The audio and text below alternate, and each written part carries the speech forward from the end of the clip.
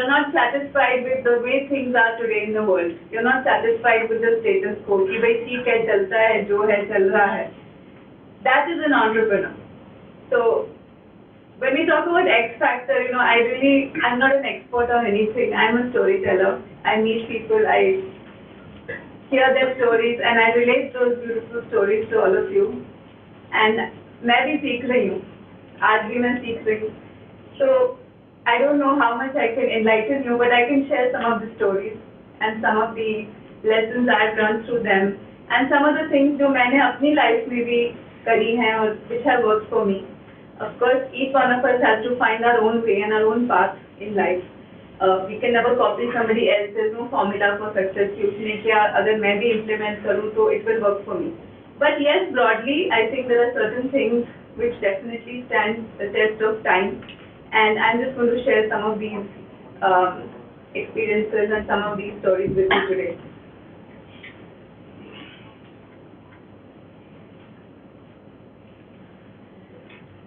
So, Stay Hungry, Stay Foolish was basically a title which I borrowed from a speech given by Steve Jobs at Stanford University in the year 2005, where he told the graduates of Stanford, which is, one of the most prestigious colleges in the whole world, that don't ever be satisfied कि हाँ, I've reached the pinnacle of my life. Now I'm a Stanford graduate, so मेरी तो life बन गई. Stay hungry, stay foolish. And when I wrote this first book, which was a project from IIM Ahmedabad, to write the stories of 25 graduates from IIM who have started a business, what was the common factor among all of them?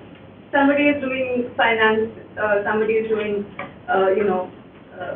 microfinance, somebody is doing pharmaceuticals. So everyone's in a different industry, but what is the common quality among all of them is this idea of stay hungry, stay foolish.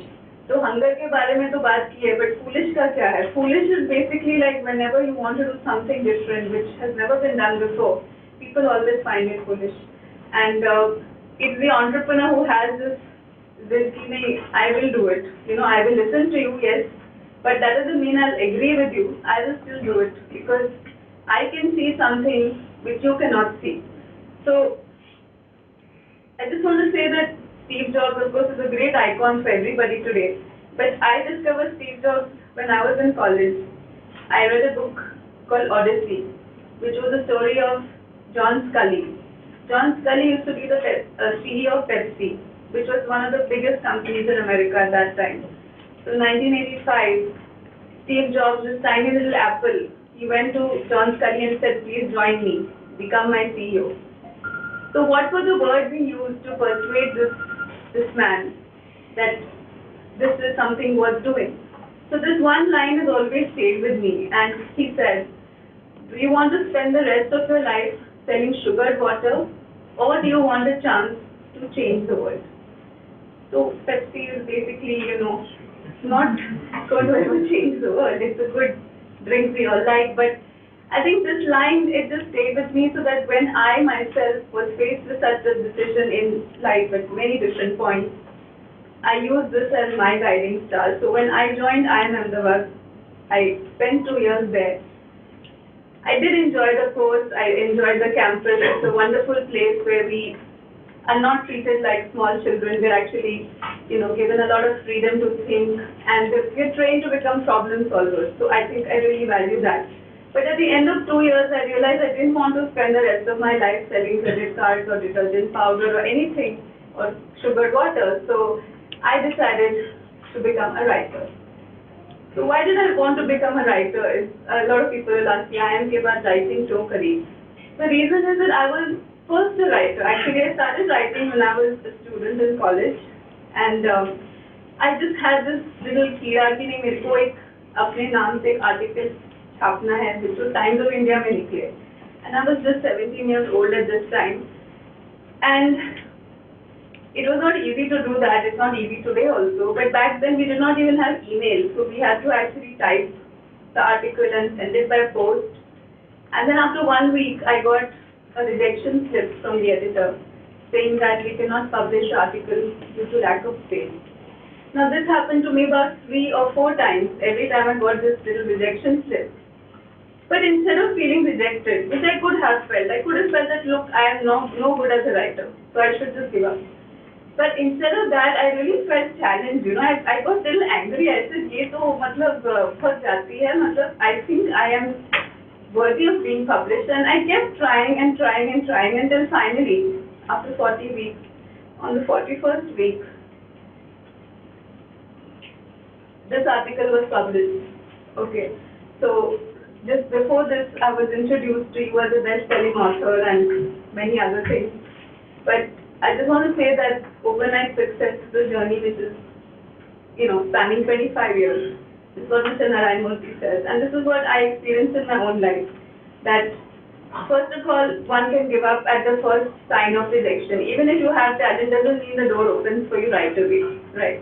Secondly is you have to believe in yourself and you have to keep that optimistic, positive spirit. So this article published in 1990, I got around 100 rupees as a check for writing this article. And this was so valuable for me, Today also I feel great when I think about it. After that I may have won lots more money. So this is a small thing I want to tell to all the young people in the audience, that start when you are a student. You have so much of time, you have so much of creativity, make use of it. I mean, I know that you're not studying all the time. A lot of your hours are wasted. So find some hobby or something you like to do just for fun. So because I started writing when I was still a student, by the time I had, actually gone to IIM, I had published more than 100 articles in different newspapers. So I had two options. I could either become a writer or I could become a manager. And after trying out this management thing, I felt I don't want to be a manager and I became a writer. So try and have an option in life. Okay. Now, after I graduated from IIM, there were again two options. People told me that, writing is not a career, you can do it as a hobby, like as a weekend ko aap kuch likh sakte ho. It's like a hobby, but you should take a job because that's what people go to MBA for. But I somehow felt that if I join some big company, I will lose my creative spark and I will become like a robot like everybody else. So I did not take the placement. And this was like a very big turning point for me because until then I used to try to compromise. Actually I wanted to do journalism, but because I wanted to keep my father happy, I also gave CAT exam, I got into MBA, I went for MBA. So then I realized that you can't have one foot in this boat and one foot in that boat and then, somewhere you will fall off. So better to just be in the boat you want to be in. So I just left that boat of placement and Hindustan University, Bank, everything, and I got onto this writing boat. And I joined Times of India. I worked there for 2 years, and then I don't know what's happening.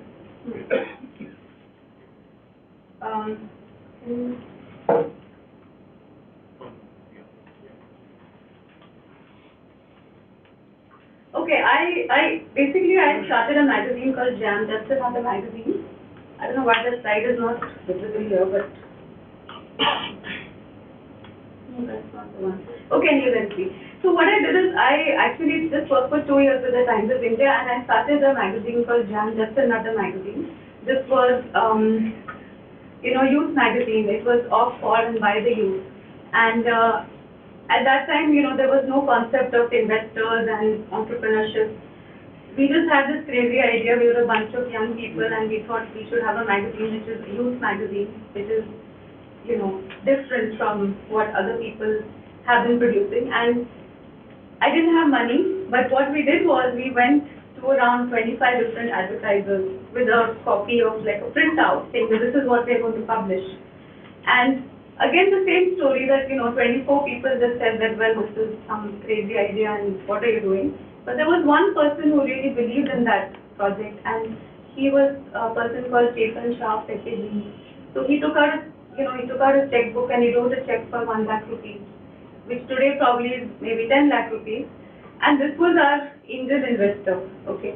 So, it's not about it's about finding that one person who can believe in you. First you believe in yourself, and the next is that one person who believes in you. And that's how it goes. And today, of course, we have a whole much more established network and ecosystem and so on. But even now, everybody is not going to get money that way. You have to find somebody who believes in the merit of your idea. You have to have some kind of a prototype. And I'm telling these basic things because, there are a lot of young people in the audience, so maybe, to just demystify the whole thing. That first it starts in your mind, that what you want to do. Then you have to produce some kind of a proof that, okay, ye hai. It may not be the most perfect thing. So when we brought out the first issue of the magazine, it was very kacha kind of, it didn't look very good. It had only 2 pages in color, rest was in black and white. But the content was so different and enriching, like our first headline was, we don't print headlines. So it was very humorous, it was different, and people just loved it. And again, because we didn't have money, we could do things more innovatively.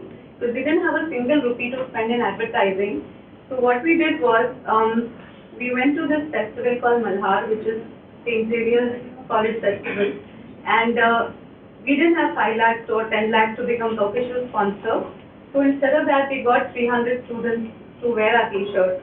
And the t-shirt was sponsored by Quality Hall, so their logo was on the back. But on the front, it said Jam. So through that, everybody came to know that there is a magazine called Jam. And these students were our writers. They also sold the magazine. And later on, we came to know that this is called as guerrilla marketing. But actually, it was just, what do you call it, this is the only option we had. So the thing is that the smallest companies with the zero resources are the ones who have to be most creative. And that's what stands out and sticks in people's minds. So never think that if I don't have money, I can't do anything. It's not like that. It's in fact a blessing in disguise.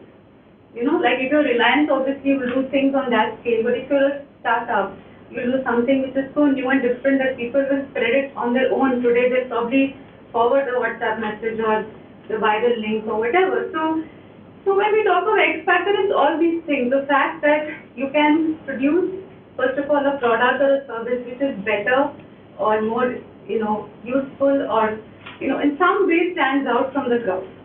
If you're going to produce exactly the same thing as what is already existing, then it's very difficult to stand out. But an X factor is basically where you have something which touches people's heart and mind, and they want to actually become your ambassadors. They want to promote it to other people.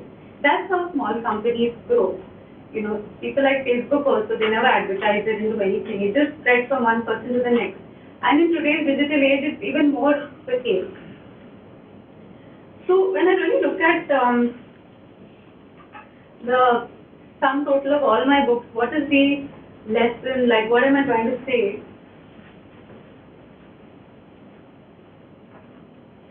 It is basically the thought that all of us are ordinary, okay? But we're all capable of extraordinary things. So sometimes when we read the life of a person like Dhirubhai Ambani, we feel, wow, he is really mahan aadmi hai, waise to main ban nahi sakta. But in my books, when I feature the stories of 20 different people, who are people like you and me, they are from middle class backgrounds, they don't have a godfather, they don't have a, rich father, they don't have, their uncle is not a bank manager, they don't have any business background in terms of, not being from a business family. But they've also done it. So maybe I can also do it, right? So that's maybe the reason why people could identify with my books. And when Stay Hungry, Stay Foolish came out, one of the first emails I received after that was that I read your book and I quit my job. So, yeah, and after that, a lot of people have read censored mails. But I don't take credit that, okay, I have done this. I would say that उनके अंदर वो एक इच्छा थी, like, I was just a matchstick which lit the fire, that was already latent in them. But after reading it, they got the courage, okay, I want to do it, and they went and did it. And they were then kind enough to share this with me, and this motivated me, okay, if my books can have such an effect, then, it's not just writing a book, it's actually changing and helping people to live better and to achieve their dreams. So it became a motivating factor for me too. So I think one of the things I learned in this journey was that the reason why an entrepreneur is going every day to work and doing what he does is not just for money, but because they want to create something, they want to make a difference, they want to build something. So there has to be a higher purpose and deeper meaning to what you do. So again, when you talk of X factor, I think I want to just share a line which I have read in a book by a very famous author called Napoleon Hill, who is basically the father of all self-help books. Okay, like in the 1900s, he actually wrote a very famous book called Think and Grow Rich. And what is the X factor is that, if you can think of something in your mind and really believe that it's true and it can happen, then you can achieve it. So it's the ability to visualize a future which does not exist today. Okay. So when Steve Jobs visualized Apple computers, there was nothing called, that kind of like an iPhone. It didn't exist. Any product, any service, first, or even any piece of art or any book or anything that's been beautiful and that's been created in this world, it starts as a small seed in somebody's mind. And first they have to believe that, yeah, this is possible. आज है नहीं लेकिन कल हो सकता है. Okay. Then you find the tools and techniques to make it happen. You find the team, you find the money, all that. But it all starts with a small seed in your mind, which you have to grow. So when J.K. Rowling wrote these books, Harry Potter books, I mean, it was, how did it happen? I mean, one day she just got that, vision in her mind that there could be such a world which she creates, which is Hogwarts, and then it grew and grew and grew, and then it became such a popular book series. So it's all in the mind, and the thing is, every one of us has this mind, right? Everyone has it. Some people use it better, and some people don't use it. They just use 2% of what they could be achieving because they're just happy to be in the comfort zone. They don't sort of apply any pressure or any, they don't try to develop themselves beyond what is very easily achievable. Like if something is here, I'll reach for it, but if I have to stretch myself, I don't want to do it. So then I'm not going to grow, I'm not going to find the full potential of my mind and what I can do. So I just want to say that when we talk of entrepreneurship, of course, mainly we think of business, but I have found, and I do believe that entrepreneurship is really about, it's a way of life, it's a way of thinking, and it can be applied in many different areas. Like when you look at social problems, our country has so many problems, whether it's unemployment or sanitation, Swachh Bharat, or malnutrition. So all these problems exist, but how can we solve them? Is the government going to solve all these problems? Unlikely. It's not happened in the last 70 years. So now we need people to start thinking of how to use entrepreneurship principles to solve these problems. And this is what I wrote about in my third book, which is I Have a Dream, where I talked about people who have tackled a social problem but using the same principles as an entrepreneur. Like they would like to scale up their activities. They would use a problem-solving approach. They would use management techniques. And one of the stories which I featured in this book is the story of Akshay Patra, which is the world's largest NGO midday meal program. It started out in a very small way with 1,500 children receiving a meal in the year 2000, which was due to a casual meeting between the president of ISKCON Bangalore, who was Madhu Pandit Das, and Mohandas Pai, who was the CFO of Infosys Bangalore. So Mohandas Pai suggested that, you have this beautiful temple, you give so much of Khichdi Prasadam, why don't you also do something for the poor children who are outside your temple? So they agreed to do it as a sort of a social service activity. So it did not start with a great plan or a great vision, but it has grown and grown into this amazing program which today feeds more than 16 lakh children in 11 states of India. And in fact, my most recent book is about this entire program, and it's a fascinating story of how, different people can come together. On the one hand, we have the Swamijis of ISKCON, okay, who have actually mostly all the people who have renounced the world and, normally a temple mein bhajan kirtan karte hain, right? That is, their path is a spiritual path. They are not usually concerned with the outside world. On the other hand, we have the other trustees who are corporate leaders like Mohandas Pai, like Ramdas Kamath, V. Balakrishnan, and Narayan Murthy, Sudha Murthy. All these people have been very successful in the business world. And of course, that's their competence. So if these two people come together, what kind of impact they can create. I just want to show you a small film which is about Akshay Patra. You'll understand that, how you can use entrepreneurship and management to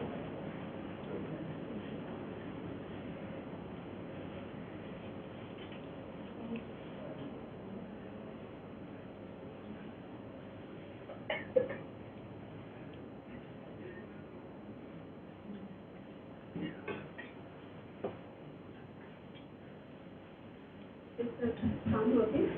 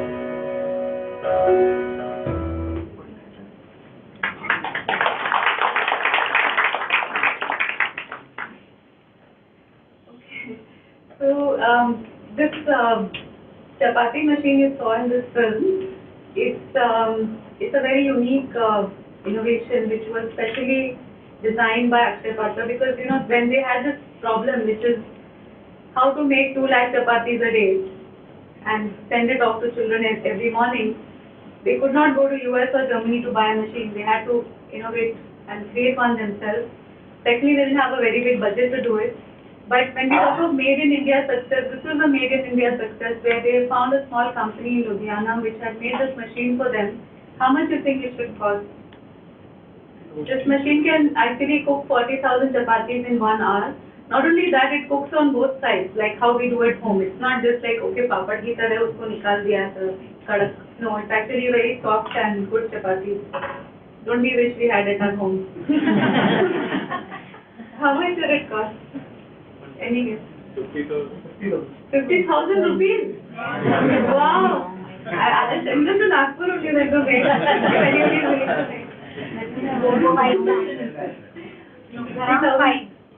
Around 5 lakhs. 5 lakhs. No, I think that's really less. Actually, see, a machine of this size and scale, like it's got a conveyor belt and it's a very elaborate machine. It's actually the original quotation for this machine was for 2 crores from a company in Netherlands which made biscuits. They said, okay, we'll try, we might be able to make it. But finally, the company which made it is is in Ludhiana, and it's an unknown fellow who's just very passionate about machines, and he made this machine for 15 lakh rupees, and 15, 1 5. And it works in Indian conditions. See, if you take the machine from Netherlands, it won't work after 1 week because they don't know how much heat and dust and electricity problems we have, voltage problems. So again, when you talk of X factor, I think it's a question of mission. एक mission होता है करना है तो किया मतलब we have to feed those children. We can't we can't employ 50,000 women every day to do the chapati का हाथ से तो नहीं कर सकते ना. So when you have extreme problem, like you have a question of like life and death, we have to find a solution, you find a solution. Okay, and this is one of the stories in the book where I tell how it happened. It's a whole story, it's a long story, but I've told it in very brief. So you have to have the desperation, you have to have that, कि करना ही करना है. Some people don't have it. Especially those who are like second and third generation entrepreneurs, उनको तो बहुत मुश्किल होती है because they have been brought up with a lot of comfort in their homes. So how will they have that desperation and hunger? They're not going to have it. Many people have not even traveled in public transport in Bombay. Now, current generation students, many of them have only gone by car to school. So how are they going to struggle and create something? So partly I think the parents also are to blame because we wanted them to have a better life. But by giving them better life, you actually made them also a bit dull and made them a bit like complacent. So, there's this person in Surat. Have you heard of him? His name is Sabzi Bhai Dholakia. So, he did an experiment. He sent his son to Cochin for 4 weeks with 5,000 rupees and said, you better fend for yourself and you can't tell anybody you're a diamond merchant son. And after 4 weeks, the guy has gone back and he realized how difficult it is to earn a living, how difficult it is to get a job without father's name and influence, when I don't know the language, when I don't have a degree. And this experience has changed him for the better. But the question is, how many of us are doing the same with our children? We are not doing it. I would say all the children in this room should go and work in McDonald's at least for 1 month. Okay? In our country, it's not considered good to go and work in such places because, only those who need money do it. But that's what experience is, that's what life is. Every time you have to serve somebody with a smile when, there are hundreds of things happening and किसी का खराब हो गया, कोई चिल्ला रहा है, that is real lessons of life. So do try and do that for your children. So when I look at what are these success factors, there are just 3 things: passion for what you do, a higher purpose, and perseverance. And when it comes to perseverance, the main one line which I would like you to remember is 10,000 hour rule, which is explained very beautifully in a book by Malcolm Gladwell called The Outliers. So he says that you need to put in 10,000 hours of passion and devotion into any field you take up, whether it's politics, business, sports, art, literature, anything. And वो ना मतलबी पद से नहीं होता है, वो एक सेवा भाव से या एक शौक या एक दिल से करने वाली बात होती है. So many years I was writing, I never always wrote for money. I used to write in all different kinds of mediums. I used to write a blog, I used to write for magazines. I used to do this. I like to write because I like to write. कभी publish भी नहीं हुआ सब कुछ, पर मुझे लिखने का आनंद आता है. तो इसी तरह like Bill Gates को computer programming का आनंद आता था. So when he was 8-9 years old, he used to spend his summer holidays in some university doing computer programming. और उस जमाने में computer programming मतलब was not a career. उस समय there was nothing called desktop computer. It was इतने बड़े room में एक कंप्यूटर होता था. So he did it because he loved it, and that's why at the age of 18 or 19 he was able to leave Harvard University and start Microsoft. So he had put in his 10,000 hours. Even Mark Zuckerberg. So every successful person today, if you go and look at their backstory, you'll find there is some version of his 10,000 hours playing. Whether it's a sports person or it's a musician or it's Narendra Modi, everybody has put in their 10,000 or more hours. Since there's so many women in the audience, I just want to, just mention that this particular book of mine, Follow the Rainbow, is very close to my heart. I did never plan to write a book about women entrepreneurs separately, but I found that when I am gender blind, like I don't look at the gender of the person, then I hardly actually choose women. So in my first 2 books, I only had 2 women out of 25 stories.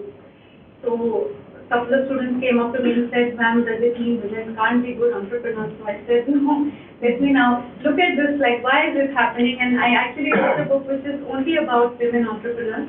And my criteria was that, they should not be corporate women like Chanda Kochar, or they should not have inherited the business from their father. They should have started on their own. And secondly, they should have raised a family and done the business.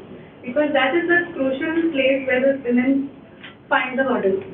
So if they decide not to have children, probably we have as much of ambition and ability to work hard and dedication, all those things we have. But when we have to manage both the things, that's when the problem arises. So, I don't know what's happened, some of the slides have disappeared, they're not showing on the end. Anyway, so I'll just tell you the story. No, ye nahi. I don't know, can you copy it onto this? Okay, then there's some problem. Okay, fine. So I'll tell you one of the most interesting stories of this book. It's the first story. It's about a lady called Meena Bindra. Do you know who she is? Have you heard of Meena Bindra? She's the one who started the book. हाँ आपने आप starting से आपने मेरी book पढ़ी है. So I mean generally nobody knows who is Meena Bindra. It's like everyone has heard of Ritu Kumar, but then every woman here is owning a Biba. So her brand is so big. And the story of Meena Bindra is that she started her business when she was 39 years old. After her children had grown up and gone off to college. And just as a hobby, like she got her 8,000 rupees from her husband and she had an exhibition in her own home. So she was fond of designing clothes and people always complimented her. And that's how she began her journey. But the quality of her work and her designs and her passion was so much that the business grew. And later on her son joined her, the elder son joined her. And then her younger son joined her. And together they've grown this business into like more than a 300 crore company. And it's today the largest brand selling ready-made salwar kameez in India. So I think a lot of women, they start like this. Sometimes it's just a hobby. And घर पे लोग कहते हैं कि ठीक है उसको करने दो, doesn't matter. They don't really even take it seriously. But because the women have so much of sort of desire to be, to do something and to do it well, and they don't sometimes even see it as a business. But through word of mouth and through, pure, what should I call it, talent, they do start getting a lot of orders out of business. And at that point, sometimes their family members join, their sons, daughters, husbands, brothers, they also join, and it becomes like everybody's business. Right? And this is a good strategy because if the women were to be 24/7 only thinking about their business and sitting in their factory, then there will be a lot of problems. So by co-opting everybody into their business, they're able to grow it, have a team, and this is something I think that we're going to see a lot of in future. That women will start businesses and then maybe to scale it up, they actually bring in their family. And to all the women in the audience, I want to say that it's never too late to start. Like even if you spend 20 years bringing up your children, there will come a time when you have to create a new life for yourself because they will grow, they will be independent. So find something. I have done that. I've quit my job and I have tried to become an entrepreneur. Okay, that's wonderful. At the age of 50. Yeah, so that's what I'm saying. Sometimes people think we made it best years to chale gaya, it's not possible, but there's nothing like that. Okay, in fact, most of the women are coming into their own in 40s and 50s because 20s and 30s are spent really devoted to raising their children or whatever the reasons maybe they want to maybe have certain kind of flexibility in their life, so they cannot go for that kind of a very time-consuming job or a career or a business. So I'll just end by saying that the secret is basically start small, think big. All the students sitting here should do that. All the women sitting here should do that. Those who are already in business, I mean, I think it's about the aspiration level within you. Okay. Of course, there are many other factors. Luck also plays a factor. Destiny also plays a factor. I cannot discount that.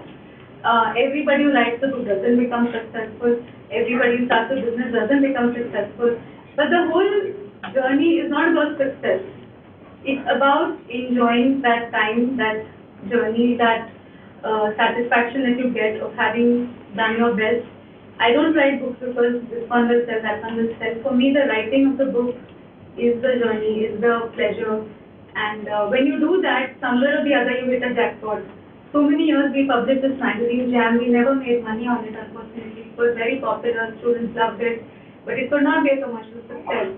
But finally in 2008 when my book came out, it became a big hit. And I felt almost like जैसे कि अपने mythology में बोलते हैं ना कि you stand on top of the mountain, like एक हाथ से ऊपर करके